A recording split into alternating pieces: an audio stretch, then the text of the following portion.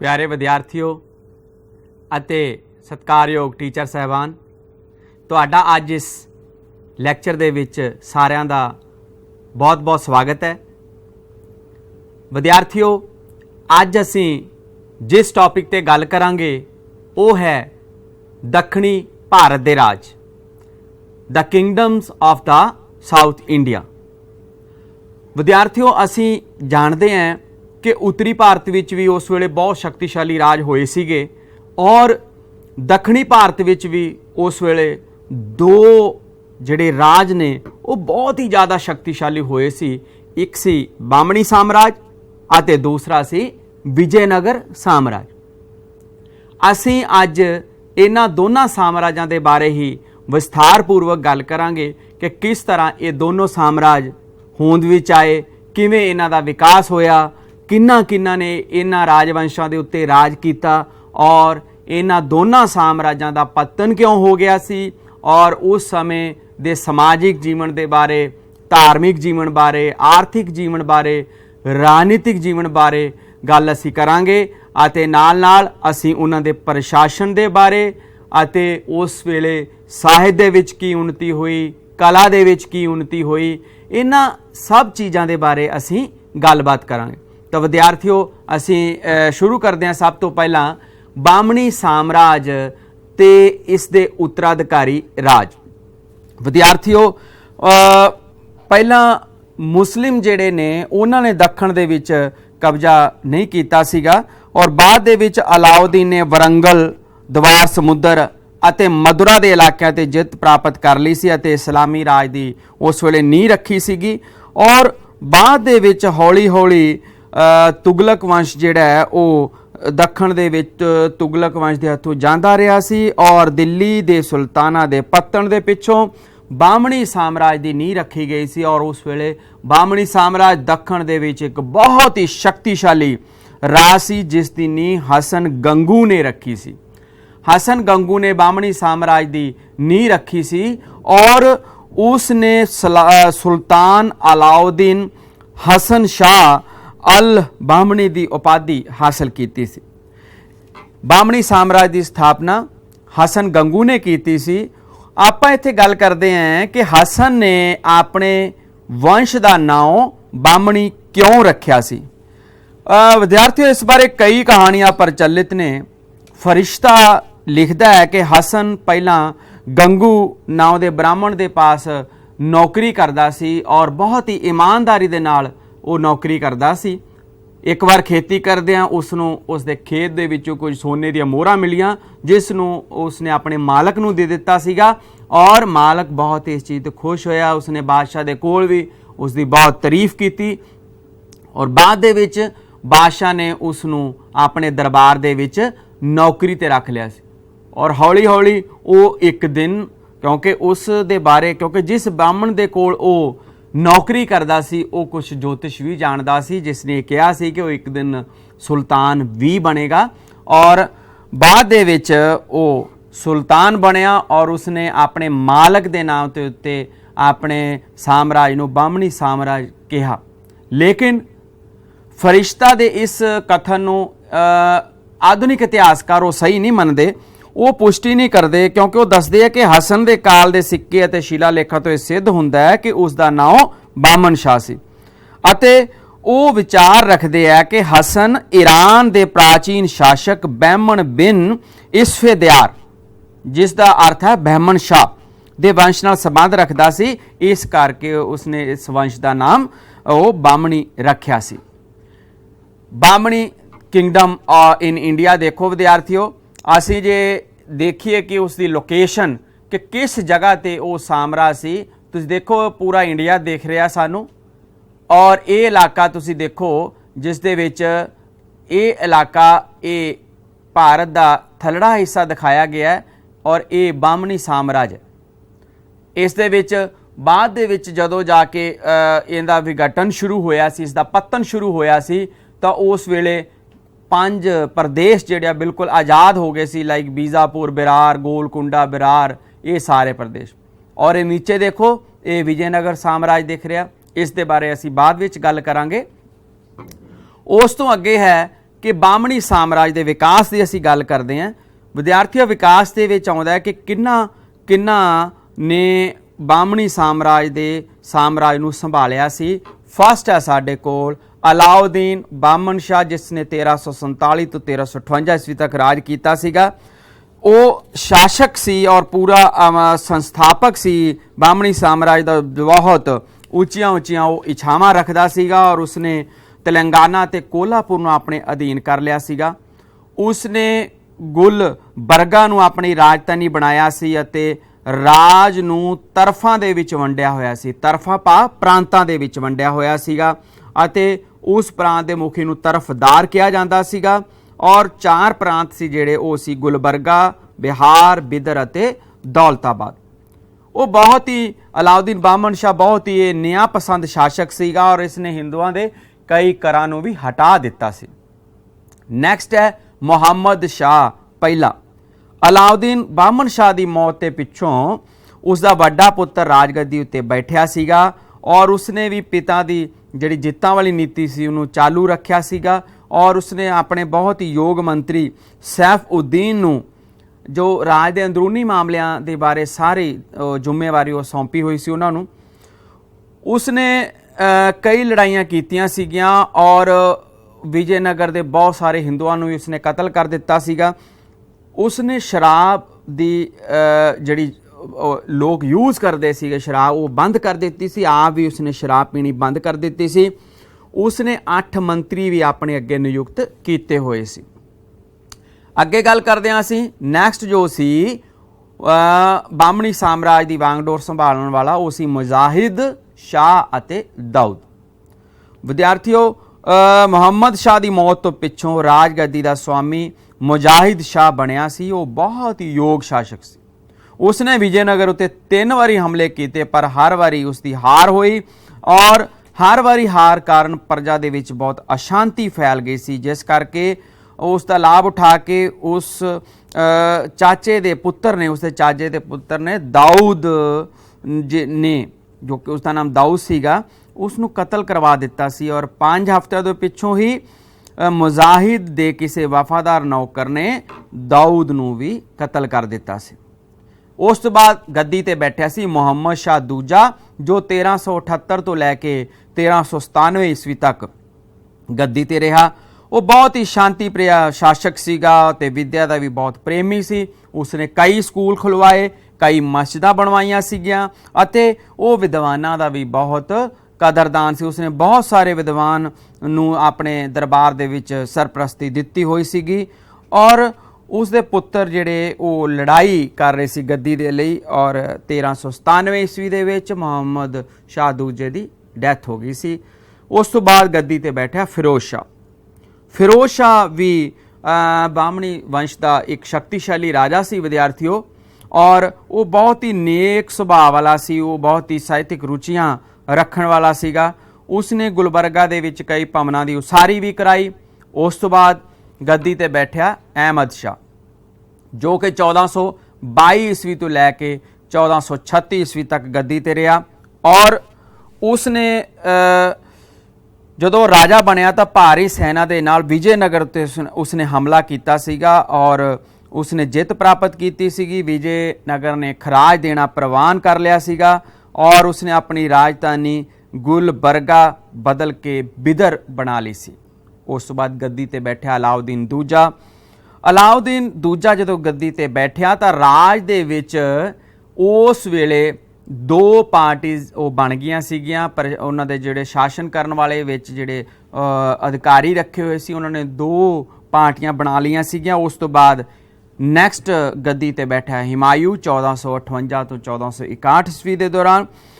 अलाउद्दीन की मौत तो बाद उसका पुत्र हिमायू गद्दी ते बैठा सी। वो बहुत ही ज़्यादा निर्दयी अते जालम सी। उसने बहुत ज़्यादा जनता उत्ते जुल्म किए हुए सीगे।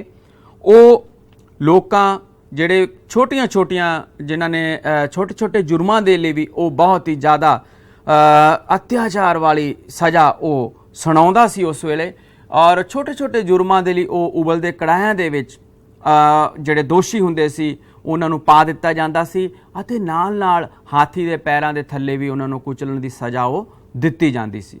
ਉਸ ਤੋਂ ਬਾਅਦ ਨੈਕਸਟ ਬਣਿਆ ਨਿਜ਼ਾਮ ਸ਼ਾਹ, ਮੁਹੰਮਦ ਸ਼ਾਹ ਤੀਜਾ ਤੇ ਉਸ ਦਾ ਮੰਤਰੀ ਮਹਿਮੂਦ ਗਵਾਂ।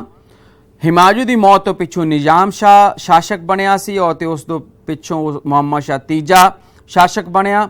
ਲੇਕਿਨ ਉਸ ਮੁਹੰਮਦ ਸ਼ਾਹ ਤੀਜੇ ਦੀਆਂ ਜਿਹੜੀਆਂ ਸ਼ਕਤੀਆਂ ਸੀ ਉਸ ਵੇਲੇ ਉਸ ਦੇ ਮੰਤਰੀ ਮਹਿਮੂਦ ਗਵਾਂ ਦੇ ਕੋਲ ਸਨ। ਮਹਿਮੂਦ ਗਵਾਂ ਦੀ ਜੇ ਅਸੀਂ ਗੱਲ ਕਰਦੇ ਹਾਂ ਸਟੂਡੈਂਟਸ, ਮਹਿਮੂਦ ਗਵਾਂ ਉਸ ਵੇਲੇ ਈਰਾਨ ਦੇ ਗਵਾਨ ਸਥਾਨ ਦਾ ਰਹਿਣ ਵਾਲਾ ਸੀਗਾ। ਉਹ ਮਹਿਮੂਦ ਗਵਾਂ, ਇਸ ਦਾ ਨਾਮ ਇਤਿਹਾਸ ਦੇ ਵਿੱਚ ਬਾਹਮਣੀ ਸਾਮਰਾਜ ਦੇ ਵਿੱਚ ਬਹੁਤ ਸਤਿਕਾਰ ਨਾਲ ਲਿਆ ਜਾਂਦਾ ਹੈ ਵਿਦਿਆਰਥੀਓ, ਕਿਉਂਕਿ ਮਹਿਮੂਦ ਗਵਾਂ ਬਹੁਤ ਹੀ ਇੱਕ ਨਿਡਰ और बहुत ही दिमाग वाला और बहुत ही ईमानदार सी अपने शासन के प्रति। ये कोई निजी काम के लिए उस वेले भारत आया सीगा ते उसकी मुलाकात बाहमणी शासक अलाउद्दीन नाल होई सीगी और उसने इसनूं उच्ची पदवी ते नियुक्त कर दिता सी। एक सफल शासन प्रबंधक रहा। इसने रिश्वतखोरी नूं बहुत चंगे तरीके नाल खत्म कीता सी और अपनी इस काबलियत सदका ਜਿਹੜੇ ਉਸ ਦੇ ਨੇੜਲੇ ਦਰਬਾਰੀ ਸੀ ਉਹ ਉਸ ਦੇ ਖਿਲਾਫ ਹੋ ਗਏ ਸੀ और ਉਸਨੂੰ ਕਿਸੇ ਛੜਯੰਤਰ ਦੇ ਵਿੱਚ, ਕਿਸੇ ਕੌਨਸਪੀਰੇਸੀ ਦੇ ਵਿੱਚ ਫਸਾ ਦਿੱਤਾ ਗਿਆ ਸੀ, ਜਿਸ ਕਰਕੇ ਬਾਅਦ ਦੇ ਵਿੱਚ ਉਸ ਨੂੰ 1481 ਈਸਵੀ ਵਿੱਚ ਫਾਂਸੀ ਦੇ ਦਿੱਤੀ ਗਈ ਸੀ। ਉਸ ਤੋਂ ਬਾਅਦ ਮਹਿਮੂਦ ਸ਼ਾਹ ਉਹ ਗੱਦੀ ਤੇ ਬੈਠਿਆ 1482 ਤੋਂ 1518 ਈਸਵੀ। ਮਹਿਮੂਦ ਸ਼ਾਹ ਤੀਜਾ ਦੀ ਮੌਤ ਤੋਂ ਪਿੱਛੋਂ ਮਹਿਮੂਦ ਸ਼ਾਹ ਬਾਹਮਣੀ ਰਾਜ ਦਾ ਸ਼ਾਸਕ ਬਣਿਆ ਸੀ। ਉਹ ਬਹੁਤ ਹੀ कैपेबल नहीं सी, वो बिल्कुल उसका ध्यान नहीं सी शासन दे वल और इस करके बाहमणी राज का पतन बहुत ही तेजी नाल होण लग पिया सीगा। प्रांतां दे गवर्नरां ने अपनी सुतंत्रता घोषित कर दित्ती सी, जिस करके बाहमणी राज के खेतरां ते बीजापुर, बरार, गोलकुंडा, बिदर अते अहमदनगर दे 5 सुतंत्र राज कायम हो गए सीगे अते बाहमणी साम्राज का अंत हो गया सी।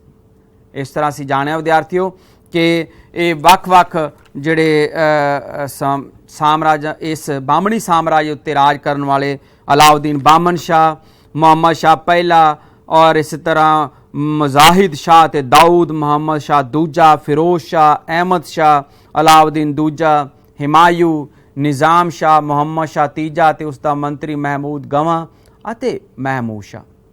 हुण असीं गल करदे हां अगे कि बाहमणी राज का पतन हो गया सी और उस पतन के पिछे कारण की सन। पहला है हिंदुआं नाल बुरा वतीरा, क्योंकि बाहमणी राज के शासक जिहड़े सी विद्यार्थियों वो कट्टर मुस्लिम सन। उन्हां दे राज विच हिंदुआं नाल बहुत ही माड़ा सलूक कीता जांदा सी अते धर्म दे नाल ते बहुत अत्याचार कीते जांदे सी। इस करके हिंदू जो जनता सी ਉਹ ਆਪਣੇ ਸਮਰਾਟਾਂ ਦੇ ਵਿਰੁੱਧ ਹੋ ਗਈ ਸੀ, ਜਿਸ ਕਰਕੇ ਬਾਹਮਣੀ ਰਾਜ ਦਾ ਪਤਨ ਹੋਣ ਲੱਗ ਪਿਆ ਸੀ। ਨੈਕਸਟ ਹੈ ਭੋਗ ਵਿਲਾਸੀ ਅਤੇ ਕਾਇਰ ਰਾਜੇ। ਉਸ ਵੇਲੇ ਕਿਉਂਕਿ ਪਿਛਲੇ ਬਾਹਮਣੀ ਰਾਜੇ ਬਹੁਤ ਹੀ ਭੋਗ ਵਿਲਾਸੀ ਸਨ ਅਤੇ ਉਹ ਸਾਰਾ ਦਿਨ ਸ਼ਰਾਬ ਪੀ ਕੇ ਹਰਮ ਵਿੱਚ ਹੀ ਪਏ ਰਹਿੰਦੇ ਸਨ, ਇਸ ਲਈ ਰਾਜ ਦੇ ਪ੍ਰਬੰਧ ਵੱਲ ਕੋਈ ਧਿਆਨ ਨਹੀਂ ਸੀ ਦਿੱਤਾ ਜਾਂਦਾ। ਇਸ ਕਰਕੇ ਜਗ੍ਹਾ ਜਗ੍ਹਾ ਤੇ ਵਿਦਰੋਹ ਹੋਣ ਲੱਗ ਪਏ ਸੀਗੇ ਅਤੇ ਉਹ ਕਾਇਰ ਹੋਣ ਲੱਗ ਪਏ ਸੀ, ਕਿਉਂਕਿ ਉਹਨਾਂ ਦੇ ਵਿੱਚ ਯੋਗਤਾ ਘਟਣ ਲੱਗ ਪਈ ਸੀ। ਥਰਡ ਪੁਆਇੰਟ ਹੈ ਸਾਡੇ ਕੋਲ ਬਾਹਮਣੀ ਸਾਮਰਾਜ ਦੇ ਪਤਨ ਦਾ ਮਹਿਮੂਦ ਸ਼ਾਹ ਤੀਜਾ ਦੀ ਅਯੋਗਤਾ। ਬਾਹਮਣੀ ਰਾਜ ਦਾ ਅੰਤਲਾ ਜੋ ਰਾਜਾ ਸੀ, ਅੰਤਲਾ ਸ਼ਾਸਕ ਸੀ ਮਹਿਮੂਦ ਸ਼ਾਹ ਤੀਜਾ, ਉਹ ਬਹੁਤ ਹੀ ਅਯੋਗ ਸੀ। ਉਸ ਦੀ ਰਾਜ ਪ੍ਰਬੰਧ ਦੇ ਵਿੱਚ ਵੀ ਕੋਈ ਰੁਚੀ ਨਹੀਂ ਸੀ। ਉਹ ਬਹੁਤ ਵੱਡਾ ਸ਼ਰਾਬੀ ਸੀ ਵਿਦਿਆਰਥੀ ਔਰ ਇਸ ਕਰਕੇ ਉਸ ਦੇ ਜਿਹੜੇ ਪ੍ਰਾਂਤ ਸੀ, ਉਸ ਦੇ ਰਾਜਾਂ ਦੇ ਉਹਨਾਂ ਦੇ ਗਵਰਨਰ ਉਹ ਸੁਤੰਤਰ ਹੋ ਗਏ ਸੀ। ਸਾਰੀ ਸ਼ਕਤੀ ਉਹਨਾਂ ਨੇ ਆਪਣੇ ਹੱਥਾਂ ਦੇ ਵਿੱਚ ਲੈ ਲਈ ਸੀ। ਨੈਕਸਟ ਹੈ ਫੋਰਥ ਪੁਆਇੰਟ ਹੈ ਸਾਡੇ ਕੋਲ ਗੁਆਂਢੀ ਦੇਸ਼ਾਂ ਨਾਲ ਲੜਾਈਆਂ। ਬਹੁਤੇ ਬਾਹਮਣੀ ਰਾਜਿਆਂ ਨੇ ਆਪਣੇ ਗੁਆਂਢੀ ਰਾਜਾਂ ਜਿਵੇਂ ਕਿ ਵਿਜੇਨਗਰ, ਵਰੰਗਲ, ਮਾਲਵਾ ਅਤੇ ਗੁਜਰਾਤ ਨਾਲ ਲੜਾਈਆਂ ਲੜੀਆਂ। ਇਹਨਾਂ ਲੜਾਈਆਂ ਦੇ ਵਿੱਚ ਬਹੁਤ ਸਾਰਾ ਪੈਸਾ ਲੱਗਿਆ, ਬਹੁਤ ਧਨ ਦੀ ਬਰਬਾਦੀ ਹੋਈ, ਜਿਸ ਦੀ ਘਾਟ ਕਾਰਨ ਬਾਹਮਣੀ ਰਾਜ ਦਾ ਪਤਨ ਹੋਣ ਲੱਗ ਪਿਆ ਸੀ। ਨੈਕਸਟ ਹੈ ਦਰਬਾਰੀਆਂ ਦੀ ਆਪਸੀ ਈਰਖਾ। ਬਾਹਮਣੀ ਰਾਜ ਦਰਬਾਰੀਆਂ ਦੇ ਦੋ ਧੜੇ ਬਣ ਗਏ ਸੀਗੇ, ਜਿਨ੍ਹਾਂ ਵਿੱਚ ਬਹੁਤ ਹੀ ਈਰਖਾ, ਬਹੁਤ ਹੀ ਨਫ਼ਰਤ ਰਹਿੰਦੀ ਸੀ ਅਤੇ ਦੋਨੋਂ ਇੱਕ ਦੂਸਰੇ ਨੂੰ ਨੀਵਾਂ ਦਿਖਾਉਣ ਦੀ ਕੋਸ਼ਿਸ਼ ਵਿੱਚ ਰਹਿੰਦੇ ਸੀਗੇ ਔਰ ਜਿਸ ਕਰਕੇ ਮਹਿਮੂਦ ਗਵਾਂ ਨੂੰ ਵੀ ਫਾਂਸੀ ਇਹਨਾਂ ਦੀ ਆਪਸੀ ਧੜੇਬੰਦੀ ਕਾਰਨ ਹੀ ਹੋਈ ਸੀ ਉਸ ਵੇਲੇ। महमूद गवां नूं फांसी। महमूद गवां नूं उस वेले कुछ दरबारियां ने फांसी लगवा दित्ती सी। ਇਹ ਜ਼ੁਲਮ ਅਤੇ ਈਰਖਾ ਦੀ ਅੱਤ ਸੀ ਉਸ ਵੇਲੇ ਵਿਦਿਆਰਥੀਓ, ਕਿਉਂਕਿ ਦਰਬਾਰ ਦੇ ਵਿੱਚ ਬਾਹਮਣੀ ਸਾਮਰਾਜ ਦੇ ਵਿੱਚ ਦੋ ਧੜੇ ਬਣ ਗਏ ਸੀਗੇ। ਔਰ ਮਹਿਮੂਦ ਗਵਾਂ, ਜਿਸ ਦੇ ਬਾਰੇ ਆਪਾਂ ਪਹਿਲਾਂ ਜ਼ਿਕਰ ਕੀਤਾ ਹੈ ਕਿ ਮਹਿਮੂਦ ਗਵਾਂ ਬਹੁਤ ਹੀ ਜ਼ਿਆਦਾ ਚੰਗਾ ਸੀ ਔਰ ਸ਼ਾਸਨ ਪ੍ਰਬੰਧਕ ਬਹੁਤ ਹੀ ਵਧੀਆ ਸੀ। ਔਰ ਉਸਨੇ ਉਸ ਵੇਲੇ ਰਿਸ਼ਵਤਖੋਰੀ ਨੂੰ ਜੜ ਤੋਂ ਵੱਢਣ ਦੀ ਕੋਸ਼ਿਸ਼ ਕੀਤੀ ਸੀ। ਔਰ ਉਸ ਦੀ ਕਾਬਲੀਅਤ ਦੇ ਸਦਕਾ ਹੀ ਉਸਦੇ ਦੁਸ਼ਮਣ ਬਣ ਗਏ ਸੀ ਉਸਦੇ ਦਰਬਾਰੀ ਜਿਹੜੇ ਉਸਦੇ ਨਾਲ ਕੰਮ ਕਰਨ ਵਾਲੇ ਸੀ। ਇਸ ਕਰਕੇ ਉਸਨੂੰ ਫਾਂਸੀ ਦੇ ਦਿੱਤੀ ਗਈ। ਔਰ ਇਹ ਵੀ ਇੱਕ ਵੱਡਾ ਕਾਰਨ ਮੰਨਿਆ ਜਾਂਦਾ ਬਾਹਮਣੀ ਸਾਮਰਾਜ ਦੇ ਪਤਨ ਦਾ। ਨੈਕਸਟ ਆ ਪ੍ਰਸ਼ਾਸਨਿਕ ਕਮਜ਼ੋਰੀ। ਬਾਹਮਣੀ ਸ਼ਾਸਕਾਂ ਦੇ ਨੇ ਪ੍ਰਸ਼ਾਸਨ ਨੂੰ ਕੁਸ਼ਲ ਬਣਾਉਣ ਅਤੇ ਕਲਿਆਣਕਾਰੀ ਕੰਮ ਕਰਨ ਵੱਲ ਕੋਈ ਵੀ ਧਿਆਨ ਨਹੀਂ ਦਿੱਤਾ। ਉਹਨਾਂ ਸੂਬੇਦਾਰਾਂ ਅਤੇ ਸਮੰਤਾਂ ਦੀ ਵੱਧਦੀ ਸ਼ਕਤੀ ਉੱਤੇ ਰੋਕ ਲਾਉਣ ਲਈ ਵੀ ਕੋਈ ਯੋਗ ਉਸ ਵੇਲੇ ਕਦਮ ਨਹੀਂ ਚੁੱਕੇ ਸੀਗੇ, ਜਿਸ ਕਰਕੇ ਹੌਲੀ ਹੌਲੀ ਪਤਨ ਦੇ ਵੱਲ ਜਾਣਾ ਸ਼ੁਰੂ ਹੋ ਗਿਆ ਸੀ ਬਾਹਮਣੀ ਸਾਮਰਾਜ। ਉਸ ਤੋਂ ਬਾਅਦ ਹੈ ਗ੍ਰਹਿ ਯੁੱਧ। ਬਾਹਮਣੀ ਸਾਮਰਾਜ ਦੇ ਵਿੱਚ ਗ੍ਰਹਿ ਯੁੱਧਾਂ ਦੇ ਕਾਰਨ ਵੀ ਇਹ ਵੀ ਪਤਨ ਦਾ ਕਾਰਨ ਮੰਨਿਆ ਜਾਂਦਾ ਬਾਹਮਣੀ ਸਾਮਰਾਜ ਦਾ, ਕਿਉਂਕਿ ਬਾਹਮਣੀ ਸਾਮਰਾਜ ਦੇ 18 ਸ਼ਾਸਕਾਂ ਵਿੱਚ ਗ੍ਰਹਿ ਯੁੱਧ ਵਿੱਚ 5 ਦੀ ਮੌਤ ਹੋ ਗਈ ਸੀ ਔਰ 2 ਦੀਆਂ ਅੱਖਾਂ ਕੱਢ ਦਿੱਤੀਆਂ ਗਈਆਂ ਸਨ ਅਤੇ 3 ਨੂੰ ਰਾਜਗੱਦੀ ਤੋਂ ਵਾਂਝਾ ਕਰ ਦਿੱਤਾ ਗਿਆ ਸੀ। ਇਹ ਤਾਂ ਸੀ ਵਿਦਿਆਰਥੀਓ ਬਾਹਮਣੀ ਸਾਮਰਾਜ ਦੇ ਪਤਨ ਦੇ ਕਾਰਨ। ਅੱਗੇ ਅਸੀਂ ਗੱਲ ਕਰਦੇ ਹਾਂ ਕਿ ਬਾਹਮਣੀ ਸਾਮਰਾਜ ਦੇ ਉੱਤਰਾਧਿਕਾਰੀ ਰਾਜ, ਜਿਵੇਂ ਕਿ ਆਪਾਂ ਪਹਿਲਾਂ ਗੱਲ ਕੀਤੀ ਵਿਦਿਆਰਥੀਓ ਕਿ ਬਾਹਮਣੀ ਸਾਮਰਾਜ ਦੇ ਸ਼ਾਸਕ ਹਿਮਾਯੂ ਅਤੇ ਮੁਹੰਮਦ ਸ਼ਾਹ ਤੀਜੇ ਦੇ ਰਾਜਕਾਲ ਵਿੱਚ ਬਾਹਮਣੀ ਸਾਮਰਾਜ ਦਾ ਜਿਹੜਾ ਉਹ ਪਤਨ ਹੋਣਾ ਸ਼ੁਰੂ ਹੋ ਗਿਆ ਸੀਗਾ ਅਤੇ ਸੁਲਤਾਨ ਇੱਕ ਕਮਜ਼ੋਰ ਤੇ ਦੂਸਰਾ ਉਹ ਨਾਬਾਲਗ ਹੋਣ ਕਰਕੇ ਦਰਬਾਰੀਆਂ ਦੀਆਂ ਸਾਜ਼ਿਸ਼ਾਂ ਦਾ ਇੱਕ ਅੱਡਾ ਬਣ ਗਿਆ ਸੀਗਾ। ਦੂਸਰੇ ਪਾਸੇ ਮਹਿਮੂਦ ਗਵਾਂ ਦੀ ਮੌਤ ਦੇ ਨਾਲ ਵੀ ਬਹੁਤ ਵੱਡਾ ਘਾਟਾ ਪਿਆ ਸੀਗਾ ਔਰ ਰਾਜ ਦੀਆਂ ਸਾਰੀਆਂ ਸ਼ਕਤੀਆਂ, ਕਿਉਂਕਿ ਉਸ ਵੇਲੇ ਸੁਲਤਾਨ ਦਾ ਜੋ ਸਰਪ੍ਰਸਤ ਸੀ ਮਲਕ ਨਾਇਬ ਦੇ ਹੱਥ ਵਿੱਚ ਸਨ ਅਤੇ ਉਹੀ ਇਹਨਾਂ ਸ਼ਕਤੀਆਂ ਦੀ ਵਰਤੋਂ ਕਰਦਾ ਸੀਗਾ। ਉਸ ਲਈ ਈਰਖਾ ਦੇ ਅਧੀਨ ਪਰਦੇਸੀ ਜਿਹੜੇ ਅਮੀਰਾਂ ਨੇ ਉਸ ਨੂੰ ਕਤਲ ਕਰ ਦਿੱਤਾ ਸੀਗਾ ਅਤੇ ਬਾਅਦ ਦੇ ਵਿੱਚ ਇੱਕ ਤੁਰਕ ਸਰਦਾਰ ਕਾਸਿਮ ਬਰੀਦ ਦੇ ਕੋਲ ਸ਼ਕਤੀਆਂ ਆ ਗਈਆਂ ਸੀਗੀਆਂ। ਹੌਲੀ ਹੌਲੀ ਬਾਹਮਣੀ ਸਾਮਰਾਜ ਪਤਨ ਦੇ ਵੱਲ ਜਾਣਾ ਸ਼ੁਰੂ ਹੋ ਗਿਆ ਸੀ ਅਤੇ ਦੌਲਤਾਬਾਦ, ਬੀਜਾਪੁਰ, ਬਰਾਰ, ਗੋਲਕੁੰਡਾ ਇਹਨਾਂ ਸਾਰੇ ਇਲਾਕੇ ਨੇ ਆਪਣੇ ਆਪ ਨੂੰ ਸੁਤੰਤਰ ਕਰ ਲਿਆ ਸੀ ਉਸ ਵੇਲੇ। ਅਤੇ ਇਹਨਾਂ 5 ਰਾਜਾਂ ਦੇ ਵਿੱਚੋਂ ਬਿਦਰ ਅਤੇ ਬਰਾਰ ਉਹ ਸਭ ਤੋਂ ਛੋਟੇ ਸੀਗੇ ਔਰ ਹੌਲੀ ਹੌਲੀ ਬਾਅਦ ਦੇ ਵਿੱਚ ਔਰੰਗਜ਼ੇਬ ਨੇ, ਮੁਗਲ ਸਮਰਾਟ ਔਰੰਗਜ਼ੇਬ ਨੇ ਇਹਨਾਂ ਇਲਾਕਿਆਂ ਦੇ ਉੱਤੇ ਬਾਅਦ ਦੇ ਵਿੱਚ ਜਾ ਕੇ ਉਹ ਕਬਜ਼ਾ ਕਰ ਲਿਆ ਸੀ। ਉਸ ਤੋਂ ਬਾਅਦ ਗੱਲ ਕਰਦੇ ਹਾਂ ਅਸੀਂ ਬਾਹਮਣੀ ਸਾਮਰਾਜ ਦੇ ਸ਼ਾਸਨ ਪ੍ਰਬੰਧ ਦੀ, ਜਿਸ ਦੇ ਵਿੱਚ ਹੈ ਸਭ ਤੋਂ ਪਹਿਲਾਂ ਅਸੀਂ ਕੇਂਦਰੀ ਸਰਕਾਰ ਦੀ ਗੱਲ ਕਰਦੇ ਹਾਂ। ਉਸ ਦੇ ਵਿੱਚ ਫਸਟ ਪੁਆਇੰਟ ਹੈ ਸਾਡੇ ਕੋਲ ਸੁਲਤਾਨ। ਵਿਦਿਆਰਥੀਓ ਜਦੋਂ ਸੁਲਤਾਨ ਦਾ ਨਾਮ ਆਉਂਦਾ ਹੈ, ਸੁਲਤਾਨ ਭਾਵ ਸਭ ਤੋਂ ਸੁਪਰੀਮ, ਔਰ ਜਿਸ ਨੂੰ ਅਸੀਂ ਅਲੱਗ-ਅਲੱਗ ਰਾਜਵੰਸ਼ਾਂ ਦੇ ਵਿੱਚ ਅਲੱਗ-ਅਲੱਗ ਨਾਵਾਂ ਨਾਲ ਬੁਲਾਉਂਦੇ ਹਾਂ। ਕਿਸ ਵੇਲੇ ਇਸ ਨੂੰ ਰਾਜਾ ਕਿਹਾ ਗਿਆ, ਕਿਸੇ ਵੇਲੇ ਇਸ ਨੂੰ ਸੁਲਤਾਨ ਕਿਹਾ ਗਿਆ, ਕਿਸੇ ਵੇਲੇ ਇਸ ਨੂੰ ਕਿੰਗ ਕਿਹਾ ਗਿਆ। ਤਾਂ ਸੁਲਤਾਨ ਜੋ ਕਿ ਕੇਂਦਰੀ ਸਰਕਾਰ ਦਾ ਮੁਖੀ ਹੁੰਦਾ ਸੀ, ਉਹ ਕੇਂਦਰ ਦਾ ਧੁਰਾ ਹੁੰਦਾ ਸੀ। ਸੁਲਤਾਨ ਨੂੰ ਰੱਬ ਦਾ ਦੂਸਰਾ ਰੂਪ ਵੀ ਕਿਹਾ ਜਾਂਦਾ ਸੀ ਔਰ ਉਹ ਰਾਜ ਦਾ ਮੁੱਖ ਨਿਆਧੀਸ਼ ਹੁੰਦਾ ਸੀ, ਸੈਨਾ ਦਾ ਮੁੱਖ ਸੈਨਾਪਤੀ ਹੁੰਦਾ ਸੀ। ਉਹ ਪੂਰਨ ਰੂਪ ਦੇ ਵਿੱਚ ਨਿਰਕੁੰਸ਼ ਸੀ, ਭਾਵ ਈਸ਼ਵਰ ਦਾ ਪਰਛਾਵਾਂ ਉਸ ਨੂੰ ਮੰਨਿਆ ਜਾਂਦਾ ਸੀ। ਨੈਕਸਟ ਹੈ ਕੇਂਦਰੀ ਮੰਤਰੀ ਮੰਡਲ। ਸ਼ਾਸਨ ਨੂੰ ਠੀਕ ਤਰੀਕੇ ਨਾਲ ਚਲਾਉਣ ਦੇ ਲਈ ਸਮਰਾਟ ਨੇ ਆਪਣੇ ਅੰਡਰ ਕੇਂਦਰੀ ਮੰਤਰੀ ਮੰਡਲ ਬਣਾਇਆ ਹੋਇਆ ਸੀ, ਜਿਸ ਦੇ ਵਿੱਚ 8 ਮੰਤਰੀ ਹੁੰਦੇ ਸੀ, ਜੋ ਕਿ ਜਿਵੇਂ ਕਿ ਪ੍ਰਧਾਨ ਮੰਤਰੀ, ਨਿਆਂ ਵਿਭਾਗ ਦਾ ਮੰਤਰੀ, ਵਿਦੇਸ਼ ਮੰਤਰੀ, ਇਸ ਤਰ੍ਹਾਂ ਵੱਖ-ਵੱਖ ਤਰ੍ਹਾਂ ਦੇ ਮੰਤਰੀ ਜਿਹੜੇ ਕਿ ਆਪਣੇ ਡਿਪਾਰਟਮੈਂਟਸ ਨੂੰ ਚੰਗੇ ਤਰੀਕੇ ਨਾਲ ਉਹ ਸੰਭਾਲਦੇ ਸਨ। ਉਸ ਤੋਂ ਬਾਅਦ ਆਉਂਦੀ ਹੈ ਗੱਲ ਪ੍ਰਾਂਤੀ ਸ਼ਾਸਨ ਦੀ। ਅੱਗੇ ਫਿਰ ਪੂਰੇ ਸਾਮਰਾਜ ਨੂੰ ਅੱਗੇ ਪ੍ਰਾਂਤਾਂ ਦੇ ਵਿੱਚ ਵੰਡਿਆ ਹੋਇਆ ਸੀ। ਉਹਨਾਂ ਪ੍ਰਾਂਤਾਂ ਨੂੰ ਤਰਫ ਕਿਹਾ ਜਾਂਦਾ ਸੀ। ਸ਼ਾਸਨ ਦੀ ਪ੍ਰਮੁੱਖ ਇਕਾਈ ਪ੍ਰਾਂਤ ਅਥਵਾ ਤਰਫ ਸੀਗੀ ਤੇ ਤਰਫ ਨੂੰ ਅੱਗੇ ਸਰਕਾਰਾਂ ਜਾਂ ਪਰਗਨਿਆਂ ਦੇ ਵਿੱਚ ਵੰਡਿਆ ਹੋਇਆ ਸੀ। ਹਰ ਪਰਗਨੇ ਦੇ ਵਿੱਚ ਕੁਝ ਪਿੰਡ ਹੁੰਦੇ ਸੀਗੇ। ਸ਼ੁਰੂ ਦੇ ਵਿੱਚ ਬਾਹਮਣੀ ਰਾਜ ਤਰਫਾਂ ਵਿੱਚ ਵੰਡਿਆ ਹੋਇਆ ਸੀ, ਭਾਵ ਗੁਲਬਰਗਾ, ਦੌਲਤਾਬਾਦ, ਬਰਾਰ ਅਤੇ ਬਿਦਰ। ਲੇਕਿਨ ਜਿਵੇਂ ਜਿਵੇਂ ਰਾਜ ਦਾ ਵਿਸਥਾਰ ਹੁੰਦਾ ਚਲਾ ਗਿਆ ਸੀ ਤਾਂ ਇਹਨਾਂ ਪ੍ਰਾਂਤਾਂ ਦੀ ਗਿਣਤੀ 8 ਹੋ ਗਈ ਸੀ ਅਤੇ ਤਰਫ ਦੇ ਮੁਖੀਏ ਨੂੰ ਸੂਬੇਦਾਰ ਜਾਂ ਤਰਫਦਾਰ ਕਿਹਾ ਜਾਂਦਾ ਸੀ, ਉਹ ਉਸ ਬਹੁਤ ਸਾਰੇ ਕੰਮ ਉਹ ਕਰਦਾ ਸੀਗਾ, ਜਿਵੇਂ ਕਿ ਮਾਲੀਆ ਇਕੱਠਾ ਕਰਨਾ, ਭਰਤੀ ਕਰਨਾ ਸੈਨਾ ਦੀ ਅਗਵਾਈ ਕਰਨਾ, ਔਰ ਬਾਕੀ ਹੋਰ ਜਿਹੜੇ ਕੰਮਕਾਰ ਸੀ ਉਹ ਵੀ ਉਸ ਦੇ ਜ਼ਿੰਮੇ ਹੁੰਦੇ ਸੀਗੇ।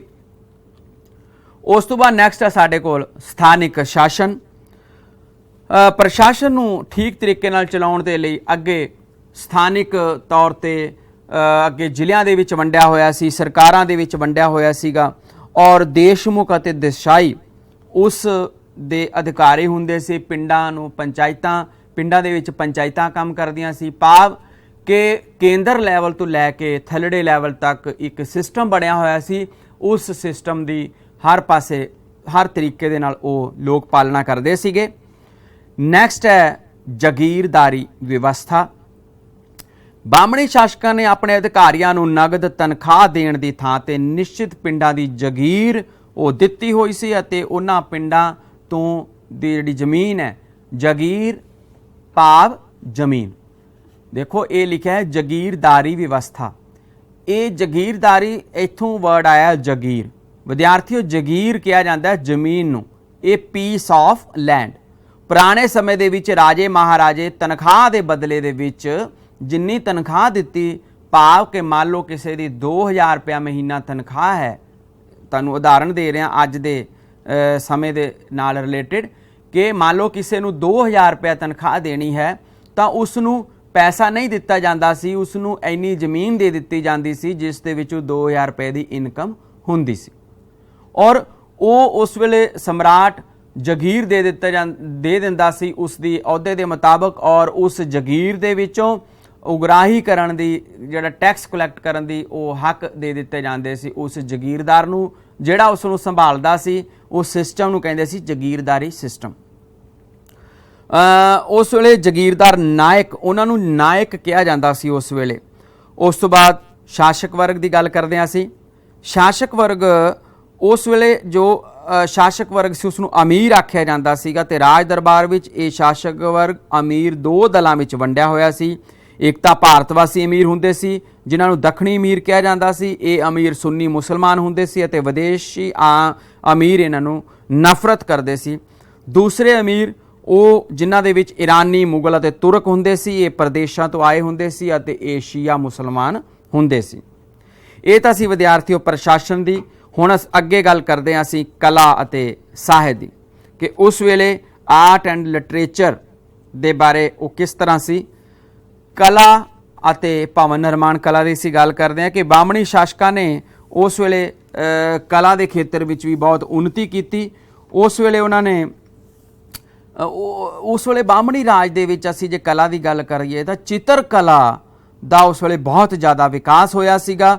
ਉਸ ਵੇਲੇ ਉੱਤਮ ਨਮੂਨੇ ਦੇਖਣ ਦੇ ਮਿਲਦੇ ਹੈ। ਅਹਿਮਦ ਸ਼ਾਹ ਦੇ ਮਕਬਰੇ ਦੀ ਛੱਤ ਉੱਤੇ ਕੰਧਾਂ ਤੇ ਪ੍ਰਾਪਤ ਹੋਏ ਹੈ। ਇਹ ਚਿੱਤਰਕਾਰੀ ਫੁੱਲਦਾਰ ਹੁੰਦੀ ਸੀਗੀ। ਇਸ ਤਰ੍ਹਾਂ ਬਾਹਮਣੀ ਸ਼ਾਸਕਾਂ ਦੀ ਭਵਨ ਨਿਰਮਾਣ ਕਲਾ ਦੇ ਕੇਂਦਰ ਵੀ ਸਾਨੂੰ ਦੌਲਤਾਬਾਦ, ਬਿਦਰ ਅਤੇ ਗੁਲਬਰਗਾ ਦੇ ਵਿੱਚ ਦੇਖਣ ਨੂੰ ਮਿਲਦੇ ਹੈਗੇ ਹੈ। ਗੁਲਬਰਗਾ ਦੇ ਵਿੱਚ ਛੋਟੀ ਮਸਜਿਦ ਅਤੇ ਜਾਮਾ ਮਸਜਿਦ ਸੁਲਤਾਨ ਪਹਿਲੇ ਨੇ ਬਣਾਈ ਸੀਗੀ ਉਸ ਵੇਲੇ ਮੁਹੰਮਦ ਨੇ, ਔਰ ਉਸ ਤੋਂ ਇਲਾਵਾ ਬਹੁਤ ਸਾਰੇ ਸੁੰਦਰ ਮਕਬਰੇ, ਮਦਰਸੇ, ਮਹਿਲ, ਕਿਲੇ ਅਤੇ ਮਸਜਿਦਾਂ ਜਿਹੜੀਆਂ ਉਹ ਸਾਰੀਆਂ ਗਈਆਂ ਸੀਗੀਆਂ। ਔਰ ਬੀਜਾਪੁਰ ਦਾ ਗੋਲ ਗੁੰਬਦ ਅਤੇ ਮਕਬਰਾ ਵੀ ਉਹ ਦੇਖਣ ਵਾਲਾ ਹੈ ਵਿਦਿਆਰਥੀਓ, ਔਰ ਉਸ ਵੇਲੇ ਪੁਰਾਣੀ ਸ਼ੈਲੀ ਭਵਨ ਦੇ ਵਿੱਚ ਯੂਜ਼ ਕੀਤੀ ਜਾਂਦੀ ਸੀ ਅਤੇ ਇਰਾਨੀ ਸ਼ੈਲੀ ਵੀ ਦੇਖਣ ਨੂੰ ਮਿਲਦੀ ਹੈ। ਜੇ ਅਸੀਂ ਲਿਟਰੇਚਰ ਦੀ ਗੱਲ ਕਰੀਏ, ਸਾਹਿਤ ਦੀ ਗੱਲ ਕਰੀਏ, ਤਾਂ ਉਸ ਵੇਲੇ ਬਾਹਮਣੀ ਸ਼ਾਸਕਾਂ ਦਾ ਸਾਹਿਤ ਦੇ ਵੱਲ ਵੀ ਬਹੁਤ ਧਿਆਨ ਸੀ, ਕਿਉਂਕਿ ਸਾਹਿਤ ਨਾਲ ਬਹੁਤ ਪਿਆਰ ਕਰਦੇ ਸੀ, ਲਿਟਰੇਚਰ ਦੇ ਨਾਲ। ਉਹਨਾਂ ਨੇ ਵਿਦਵਾਨਾਂ ਅਤੇ ਸਾਹਿਤਕਾਰਾਂ ਦੀ ਸਰਪ੍ਰਸਤੀ ਕੀਤੀ ਸੀ, ਅਤੇ ਫਿਰੋਜ਼ ਸ਼ਾਹ ਜਿਹੜਾ ਉਹ ਬਾਹਮਣੀ ਸੁਲਤਾਨ ਸੀਗਾ, ਉਸ ਦਾ ਦਰਬਾਰ ਤਾਂ ਵਿਦਵਾਨਾਂ ਦੇ ਨਾਲ ਭਰਿਆ ਹੋਇਆ ਸੀਗਾ। ਔਰ ਮੁਹੰਮਦ ਸ਼ਾਹ ਦੂਜਾ ਆਪ ਇੰਨਾ ਵੱਡਾ ਵਿਦਵਾਨ ਸੀ ਕਿ ਉਸ ਨੂੰ ਅਰਸਤੂ ਆਖਿਆ ਜਾਂਦਾ ਸੀ। ਇਸ ਤਰ੍ਹਾਂ ਉਸ ਦਾ ਪ੍ਰਧਾਨ ਮੰਤਰੀ ਮਹਿਮੂਦ ਗਾਮਾ ਉਹ ਵੀ ਚੰਗਾ ਵਿਦਵਾਨ ਸੀ। ਉਸ ਤੋਂ ਬਾਅਦ ਇਹ ਤਾਂ ਸੀ ਵਿਦਿਆਰਥੀਓ ਬਾਹਮਣੀ ਸਾਮਰਾਜ ਦੀ ਗੱਲ। ਹੁਣ ਅਸੀਂ ਗੱਲ ਕਰਦੇ ਹਾਂ ਵਿਜੇਨਗਰ ਸਾਮਰਾਜ ਦੀ। ਵਿਜੇਨਗਰ ਸਾਮਰਾਜ ਅਲਾਉਦੀਨ ਜਿਹੜਾ ਖਲਜੀ ਉਹ ਪਹਿਲਾ ਮੁਗਲ ਬਾਦਸ਼ਾਹ ਸੀਗਾ ਜਿਸ ਨੇ ਦੱਖਣ ਨੂੰ ਜਿੱਤਿਆ ਸੀ, ਅਤੇ ਉਸ ਤੋਂ ਬਾਅਦ ਹੌਲੀ ਹੌਲੀ ਜਦੋਂ ਉਸ ਦਾ ਰਾਜਵੰਸ਼ ਖਤਮ ਹੋਇਆ ਤਾਂ ਵਿਜੇਨਗਰ ਸਾਮਰਾਜ ਦੀ ਨੀਂਹ ਰੱਖੀ ਗਈ ਸੀ।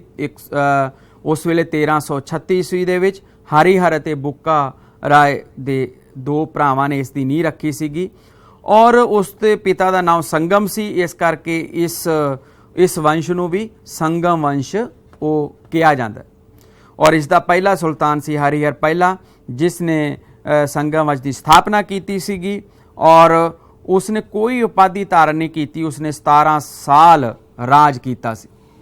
ਤੁਸੀਂ ਦੇਖੋ ਵਿਦਿਆਰਥੀਓ, ਇਹ ਸੰਗਮ ਡਾਇਨੈਸਟੀ ਦੇ ਬਾਰੇ ਹੈ ਕਿ ਸੰਗਮ ਵੰਸ਼ ਦੇ ਵਿੱਚ ਕਿੰਨਾ ਕਿੰਨਾ ਰਾਜਿਆਂ ਨੇ ਰਾਜ ਕੀਤਾ। ਦੇਖੋ ਹਰੀਹਰ ਜਿਸ ਨੇ ਸਟਾਰਟ ਕੀਤਾ, ਉਸ ਤੋਂ ਬਾਅਦ ਕਾਂਪਾ, ਫਿਰ ਬੁੱਕਾ ਰਾਏ, ਫਿਰ ਮਰੱਪਾ, ਇਸ ਤਰ੍ਹਾਂ ਮੁਡੱਪਾ, ਇਸ ਤੋਂ ਬਾਅਦ ਬੁੱਕਾ ਜਿਹੜਾ ਪਹਿਲਾ ਹੈ ਬੁੱਕਾ ਰਾਏ ਪਹਿਲਾ, ਉਸ ਦੇ ਫਿਰ ਥੱਲੇ ਜਿਹੜੇ ਉਸਦੇ ਬੇਟਿਆਂ ਨੇ ਰਾਜ ਕੀਤਾ। ਉਸ ਤੋਂ ਬਾਅਦ ਫਿਰ ਹਰੀਹਰ ਦੂਜੇ ਦੇ ਅੱਗੇ ਵੰਸ਼ਜ ਆਏ। ਇਸੇ ਤਰ੍ਹਾਂ ਫਿਰ ਦੇਵਰਾਇਆ ਪਹਿਲੇ ਦੇ ਵੰਸ਼ਜ ਆਏ 2 ਔਰ ਫਿਰ ਇਸੇ ਤਰ੍ਹਾਂ ਵਿਜੇਆਰਾ ਦੇ ਅੱਗੇ ਵੰਸ਼ਜ ਆਏ ਔਰ ਫਿਰ ਇਹਨਾਂ ਦੇ ਅੱਗੇ ਵੰਸ਼ਜ ਇਹਨਾਂ ਨੇ ਰਾਜ ਕੀਤਾ ਤੇ ਅੱਗੇ ਇਸ ਤਰ੍ਹਾਂ ਸਾਰੇ ਜਿਹੜੇ ਨੇ ਉਹ ਰਾਜੇ ਹੈ ਜਿਨ੍ਹਾਂ ਨੇ ਉਸ ਵੇਲੇ ਸੰਗਮ ਰਾਜਵੰਸ਼ ਦੇ ਵਿੱਚ ਰਾਜ ਕੀਤਾ ਸੀ। ਜਿਵੇਂ ਕਿ ਬੁੱਕਾ ਰਾਏ, ਅਸੀਂ ਜਿਹੜੇ ਕਿ ਪਹਿਲਾਂ ਗੱਲ ਕੀਤੀ ਹੈ ਕਿ ਬੁੱਕਾ ਰਾਏ ਜਦੋਂ ਵਿਜੇਨਗਰ ਦਾ ਉਹ ਸਮਰਾਟ ਬਣਿਆ ਸੀ, ਰਾਜਾ ਬਣਿਆ ਸੀ, ਤਾਂ ਉਸਨੇ ਵੀ ਬੜੀ ਇਮਾਨਦਾਰੀ ਨਾਲ ਰਾਜ ਕੀਤਾ ਵਿਦਿਆਰਥੀਓ। 25 ਸਾਲ ਤੱਕ ਉਸਨੇ ਰਾਜ ਕੀਤਾ ਸੀ। ਉਸ ਤੋਂ ਬਾਅਦ ਹਰੀਹਰ ਦੂਜਾ ਗੱਦੀ ਤੇ ਬੈਠਿਆ ਸੀਗਾ ਜੋ ਕਿ ਬੁੱਕਾ ਰਾਏ ਦੀ ਬੇਟਾ ਸੀਗਾ ਉਸਦਾ। ਉਸਨੇ ਵੀ ਉਹ ਬਹੁਤ ਸ਼ਕਤੀ ਹਾਸਲ ਕੀਤੀ, ਬਹੁਤ ਹੀ ਸ਼ਕਤੀਸ਼ਾਲੀ ਉਹ ਰਾਜਾ ਸੀ। ਉਸ ਤੋਂ ਬਾਅਦ ਬੁੱਕਾ ਰਾਏ ਦੂਜਾ ਗੱਦੀ ਤੇ ਬੈਠਿਆ। ਉਸ ਦਾ ਇਹ ਹਰੀਹਰ ਦੂਜੇ ਦੀ ਮੌਤ ਤੋਂ ਬਾਅਦ ਉਸ ਦਾ ਬੇਟਾ ਸੀਗਾ ਜਿਹੜਾ ਇਹ ਬੁੱਕਾ ਰਾਏ ਦੂਜਾ, ਇਹ ਗੱਦੀ ਤੇ ਬੈਠਿਆ, ਲੇਕਿਨ ਛੇਤੀ ਇਸ ਨੂੰ ਗੱਦੀ ਤੋਂ ਉਤਾਰ ਦਿੱਤਾ ਗਿਆ ਸੀ। ਉਸ ਤੋਂ ਬਾਅਦ ਦੇਵ ਰਾਏ ਪਹਿਲਾ ਗੱਦੀ ਤੇ ਬੈਠਿਆ ਔਰ ਉਸ ਤੋਂ ਬਾਅਦ ਵਿਜੇ ਰਾਏ ਗੱਦੀ ਤੇ ਬੈਠਿਆ ਸੀਗਾ। ਉਸ ਦੇ ਕਾਲ ਵਿੱਚ ਕੋਈ ਖਾਸ ਘਟਨਾ ਨਹੀਂ ਹੋਈ। ਉਸ ਤੋਂ ਬਾਅਦ ਦੇਵ ਰਾਏ ਦੂਜਾ ਗੱਦੀ ਤੇ ਬੈਠਿਆ। ਉਸਨੇ ਕਈ ਵਾਰੀ ਵਿਜੇਨਗਰ ਤੇ ਹਮਲੇ ਕੀਤੇ ਉਸ ਦੇ ਰਾਜ ਵਿੱਚ ਬਾਹਮਣੀ ਰਾਜਿਆਂ ਨੇ ਅਤੇ ਹਿੰਦੂ ਜਨਤਾ ਨੂੰ ਬਹੁਤ ਭਾਰੀ ਨੁਕਸਾਨ ਉਸ ਵੇਲੇ ਹਿੰਦੂ ਰਾਜਿਆਂ ਨੇ ਭਾਰੀ ਨੁਕਸਾਨ ਉਠਾਇਆ ਸੀ। ਉਸ ਤੋਂ ਬਾਅਦ ਸੰਗਮ ਵੰਸ਼ ਦਾ ਪਤਨ ਹੋ ਗਿਆ ਸੀ। ਉਸ ਤੋਂ ਬਾਅਦ ਨੈਕਸਟ ਹੈ ਵਿਜੇਨਗਰ ਸਾਮਰਾਜ ਦੇ ਵਿੱਚ ਹੀ ਜੋ ਦੂਸਰਾ ਰਾਜਵੰਸ਼ ਸੀ ਉਹ ਸੀ ਸੁਲਮ ਵੰਸ਼। ਸੁਲਮ ਵੰਸ਼ ਦੇ ਅੰਤਮ ਰਾਜੇ ਨੂੰ ਗੱਦੀ ਤੋਂ ਉਤਾਰ ਕੇ ਚੰਦਰਗਿਰੀ ਉਸ ਦੇ ਸਮੰਤ ਨਰਸਿੰਘ ਨੇ ਆਪਣੇ ਆਪ ਨੂੰ ਵਿਜੇਨਗਰ ਦਾ ਸ਼ਾਸਕ ਘੋਸ਼ਿਤ ਕੀਤਾ ਸੀ ਵਿਦਿਆਰਥੀਓ। ਔਰ ਉਸ ਤੋਂ ਬਾਅਦ ਦੇਖੋ ਇਹ ਉਹਨਾਂ ਦੇ ਰਾਜਵੰਸ਼ ਦੇ ਵਿੱਚ ਕਿੰਨਾ ਨੇ ਰਾਜ ਕੀਤਾ ਉਹਨਾਂ ਦੇ ਬਾਰੇ ਹੈ। ਉਸ ਤੋਂ ਬਾਅਦ ਨੈਕਸਟ ਹੈ ਸਾਡੇ ਕੋਲ ਤੁਲਮ ਵੰਸ਼। ਤੁਲਮ ਵੰਸ਼ ਦੇ ਕਮਜ਼ੋਰ ਉੱਤਰਾਧਿਕਾਰੀਆਂ ਦੇ ਕਾਰਨ ਵਿਜੇਨਗਰ ਦਾ ਰਾਜ ਉਸ ਵੇਲੇ, ਕਿਉਂਕਿ ਜਦੋਂ ਸੁਲਮ ਵੰਸ਼ ਰਾਜ ਨਹੀਂ ਕਰ ਪਾਇਆ ਕਿਉਂਕਿ ਉਹ ਕਮਜ਼ੋਰ ਸੀ, ਤਾਂ ਬਾਅਦ ਦੇ ਵਿੱਚ ਤੁਲਮ ਵੰਸ਼ ਨੇ ਰਾਜ ਸ਼ੁਰੂ ਕਰ ਦਿੱਤਾ ਸੀ, ਜਿਸ ਦੇ ਵਿੱਚ ਪਹਿਲਾ ਜਿਹੜਾ ਸੀਗਾ ਉਹ ਵੀਰ ਨਰਸਿੰਘ ਸੀਗਾ ਜਿਸ ਨੇ 1505 ਤੋਂ ਉਸ ਵੇਲੇ 1529 ਤੱਕ ਰਾਜ ਕੀਤਾ। ਔਰ ਉਸ ਤੋਂ ਬਾਅਦ ਕ੍ਰਿਸ਼ਨ ਦੇਵ ਰਾਏ, ਦੇਖੋ ਕਿ ਇਹ ਹੈ ਵੀਰ ਨਰਸਿਮਹਾ, ਉਸ ਤੋਂ ਬਾਅਦ ਕ੍ਰਿਸ਼ਨ ਦੇਵ ਰਾਏ।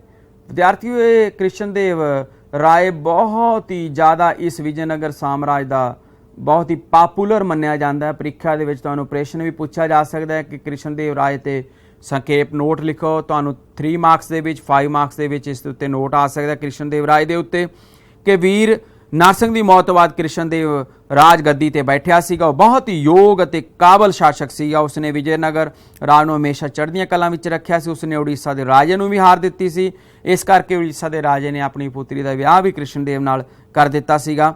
ਉਸਨੇ ਬਾਹਮਣੀ ਸ਼ਾਸਕ ਮਹਿਮੂਦ ਸ਼ਾਹ ਨੂੰ 2 ਵਾਰੀ ਹਰਾਇਆ ਸੀਗਾ। ਉਸਨੇ ਆਪਣੇ ਸਮੇਂ ਦੇ ਦੌਰਾਨ ਖੇਤੀਬਾੜੀ ਨੂੰ ਬਹੁਤ ਉਤਸ਼ਾਹਿਤ ਕੀਤਾ, ਸਿੰਚਾਈ ਲਈ ਨਹਿਰਾਂ ਦੀ ਖੁਦਵਾਈ ਕਰਾਈ ਸੀ, ਕਈ ਮੰਦਰ ਬਣਵਾਏ ਸੀ ਉਸਨੇ, ਉਹਨਾਂ ਦੀ ਉਸਾਰੀ ਕਰਵਾਈ ਅਤੇ ਉਸਨੇ ਪੁਰਤਗਾਲੀਆਂ ਨਾਲ ਵਪਾਰਿਕ ਸੰਬੰਧ ਵੀ ਕਾਇਮ ਕੀਤੇ ਸੀਗੇ। ਉਸ ਦੇ ਰਾਜਕਾਲ ਦੇ ਵਿੱਚ ਕਲਾ ਅਤੇ ਸਾਹਿਤ ਦੀ ਵੀ ਬਹੁਤ ਉન્નਤੀ ਹੋਈ ਸੀ। ਔਰ ਇਸ ਦੇ ਨਾਲ ਜਿਵੇਂ ਵੀਰ ਨਰਸਿੰਘ ਬੈਠਿਆ, ਫਿਰ ਇਹ ਕ੍ਰਿਸ਼ਨ ਦੇਵ ਰਾਏ ਹੈ ਜਿਸ ਦੇ ਬਾਰੇ ਅਸੀਂ ਗੱਲ ਕਰ ਰਹੇ ਸੀਗੇ। ਉਸ ਤੋਂ ਬਾਅਦ ਤਲੀਕੋਟ ਦੀ ਲੜਾਈ ਹੋਈ ਸੀਗੀ ਔਰ ਤਲੀਕੋਟ ਦੀ ਲੜਾਈ ਦੇ ਵਿੱਚ ਅਚਯੁਤ ਰਾਏ ਦੀ ਮੌਤ ਤੋਂ ਪਿੱਛੋਂ ਵੇਕਟ ਪਹਿਲਾ ਅਤੇ ਫਿਰ ਸਦਾਸ਼ਿਵ ਰਾਏ ਉਹ ਵਿਜੇਨਗਰ ਦੀ ਰਾਜਗੱਦੀ ਤੇ ਬੈਠਿਆ ਸੀ। ਉਹ ਕਮਜ਼ੋਰ ਰਾਜਾ ਸੀਗਾ ਅਤੇ ਆਪਣੇ ਮੰਤਰੀ ਰਾਮ ਰਾਏ ਦੇ ਹੱਥਾਂ ਵਿੱਚ ਖੇਡਦਾ ਸੀਗਾ ਔਰ ਉਸਨੇ ਰਾਮ ਰਾਏ ਨੇ ਮੁਸਲਮਾਨਾਂ ਤੇ ਬਹੁਤ ਅਤਿਆਚਾਰ ਕੀਤੇ, ਮਸਜਿਦਾਂ ਬਰਬਾਦ ਕਰ ਦਿੱਤੀਆਂ ਗਈਆਂ ਸੀਗੀਆਂ। ਬਾਅਦ ਦੇ ਵਿੱਚ 23 ਜਨਵਰੀ 1565 ਈਸਵੀ ਨੂੰ ਤਲੀਕੋਟ ਦੇ ਸਥਾਨ ਉੱਤੇ ਭਿਅੰਕਰ ਯੁੱਧ ਹੋਇਆ। ਇਸ ਯੁੱਧ ਵਿੱਚ ਰਾਮ ਰਾਏ ਹਾਰ ਗਿਆ ਸੀਗਾ ਅਤੇ ਉਸ ਨੂੰ ਮਾਰ ਦਿੱਤਾ ਗਿਆ ਸੀ। ਇਸ ਤਰ੍ਹਾਂ ਵਿਜੇਨਗਰ ਰਾਜ ਉਹ ਅੰਤ ਵੱਲ ਚੱਲ ਪਿਆ ਸੀ। ਅੱਗੇ ਅਸੀਂ ਗੱਲ ਕਰਦੇ ਹਾਂ ਅਰਵਿੰਦੂ ਵੰਸ਼। ਦੇਖੋ ਵਿਦਿਆਰਥੀਓ ਕਿ ਉਸ ਵੇਲੇ ਅਰਵਿੰਦੂ ਵੰਸ਼ ਦੀ ਸਥਾਪਨਾ ਹੋ ਗਈ ਸੀ ਅਤੇ ਇਸ ਦੀ ਨੀਂਹ ਰਾਮ ਰਾਏ ਦੇ ਭਰਾ ਤੀਰੂਮਲ ਨੇ ਰੱਖੀ ਸੀ ਅਤੇ ਇਹ ਵੰਸ਼ ਕਮਜ਼ੋਰ ਹਾਲਤ ਵਿੱਚ 1672 ਤੱਕ ਚੱਲਦਾ ਰਿਹਾ ਸੀ। ਉਸ ਤੋਂ ਬਾਅਦ ਤੀਰੂਮਲ ਤੋਂ